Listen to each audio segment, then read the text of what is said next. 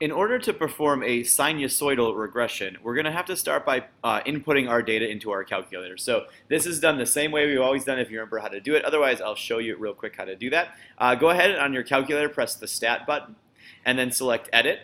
And you should see L1 and L2, and I've gone ahead and already typed in all of this data, the months and the different temperatures. So if you need to pause the video and do that for yourself, go ahead and do that. Once your data is typed in, we'll be able to find this equation using a regression on our calculator, which should model the up and down motion of those temperatures over the course of the year. So to find your equation, go ahead and again press Stat. This time go to Calculate. And then way towards the bottom of the list, in fact, so far down that I'm going to press up to go around backwards, you'll see this option for sine reg, or a sinusoidal regression. So it's going to get the sine equation that best fits this data. So go ahead and select that.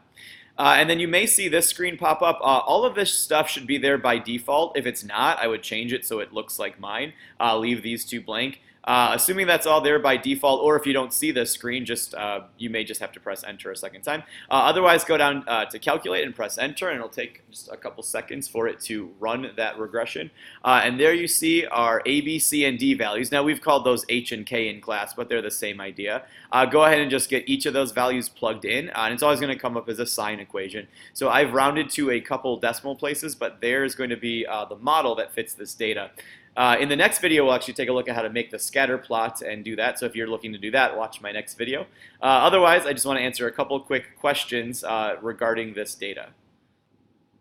So the first question I asked was, what is the midline of our function? That midline is the d value, the number that's been added or subtracted at the end. So in this case, it's about 51.19.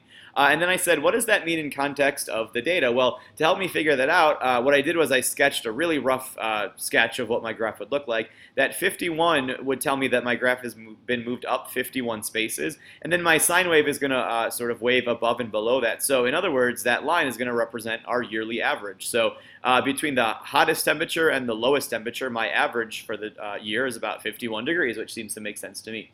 Next, I said find the period of the function, and to find the period of a sine function, it's always 2 pi divided by our b value. Well, recall our b value was about 0.55.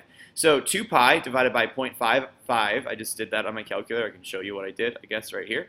So 2 pi divided by 0.55 gets me a period of about 11.4. And again, I said, does this make sense in context of the data? Well, remember, period means how often does your data repeat? And since we're looking at temperatures over the course of the year, the period should be 12, because it's 12 months until I get back to the beginning of the year, and my temperatures start cycling all over again.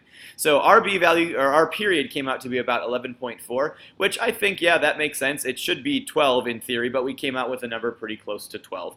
If that number was 300, or if that number was 2, I would probably question my data, because I know that it doesn't, the weather doesn't repeat every 2 months. It takes about a full year for that weather cycle to repeat.